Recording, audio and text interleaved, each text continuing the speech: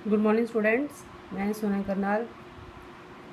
आज class 7th का science का जो टॉपिक है हमारा सॉइल का, उसके हम आज के टेक्सचुअल क्वेश्चन जो हैं उसको कंटिन्यू करेंगे। पहले भी हम इसके टेक्सचुअल क्वेश्चन करे थे हमने 3, तो आज इसके आगे हम कंटिन्यू करेंगे टेक्सचुअल क्वेश्चंस जो कि आपके इस चैप्टर से रिलेटेड है। क्वेश्चन नंबर 4 है आपका, list the differences between clay soil and sandy soil.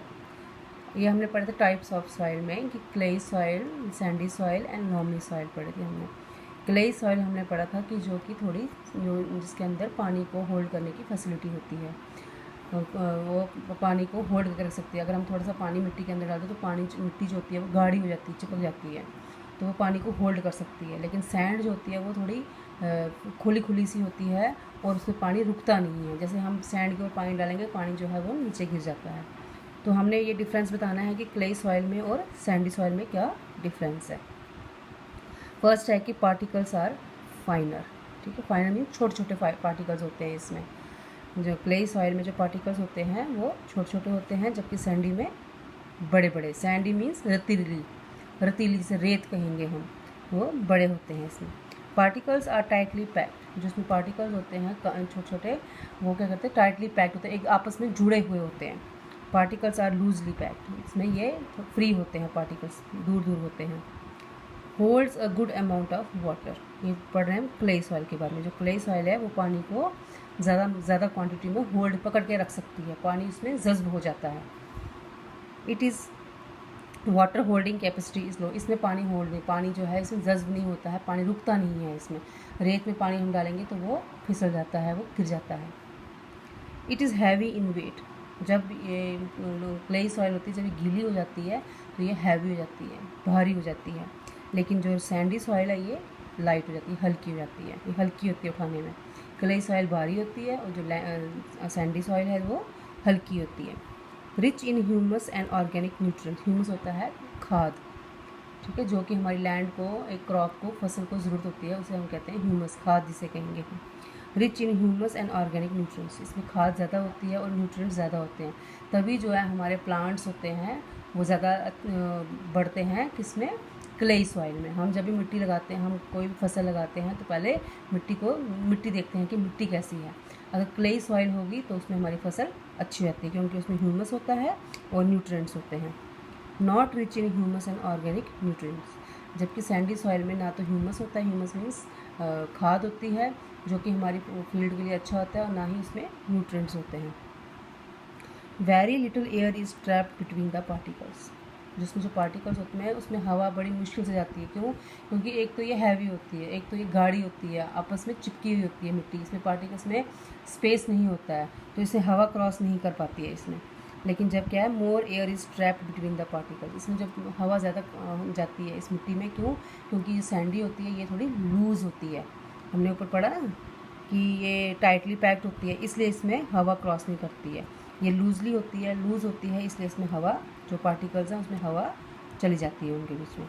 तो ये डिफरेंस बिटवीन है clay soil and sandy soil. इसमें दोबारा रिपीट करती हूँ, particles are finer, particles are larger, particles are tightly packed, particles are loosely packed, holds a good amount of water, water holding capacity is low, it is heavy in weight, it is light in weight, rich in humus and organic nutrients, not rich in humus and organic nutrients, very little air is trapped between the particles and more air is trapped between the particles। कभी आपने देखा होगा कि हम रेत को जब हम हवा में उछालते हैं, हम उसको हाथ में पकड़ते हैं, फिर हम उसको हवा की तरफ रुख करते, वो उड़ती है, वो आगे पीछे उड़ जाती है, क्योंकि वो फ्री होती है, हल्की होती है। लेकिन जैसे हम मिट्टी लेते हैं, मिट्टी को हम जब ज़मीन की तरफ फेंकते हैं तो सीधी ज़मीन पे गिरती है वो, क्योंकि वो हैवी होती है और उसमें पानी ज़्यादा एब्जॉर्ब होता है, जबकि सैंड में नहीं होता है। तो ये फ़र्क है दोनों में, क्लेई सॉइल में और सैंडी सॉइल में।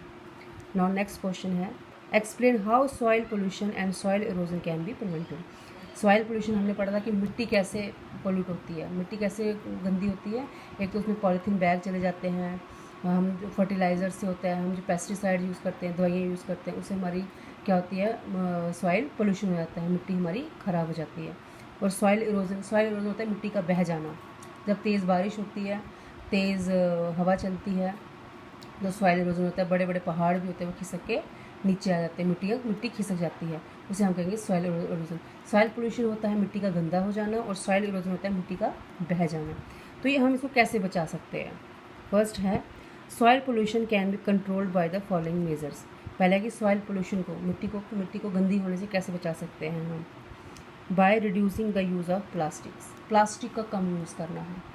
अगर हम यूज़ भी करते हैं प्लास्टिक को तो इधर उधर नहीं फेंकना है, एक गड्ढा लेना है, गड्ढे के अंदर इसको डंप करना है, उस गड्ढे को बंद कर देना है, ठीक है, जो प्लास्टिक को, क्योंकि प्लास्टिक जो है वो मिट्टी को ख़राब करता है। अगर हम जब प्लांट्स लगाते हैं, अगर उसमें प्लास्टिक होगा तो प्लांट जो होता है वो ग्रो नहीं कर पाता है। By controlling the use of chemical fertilisers.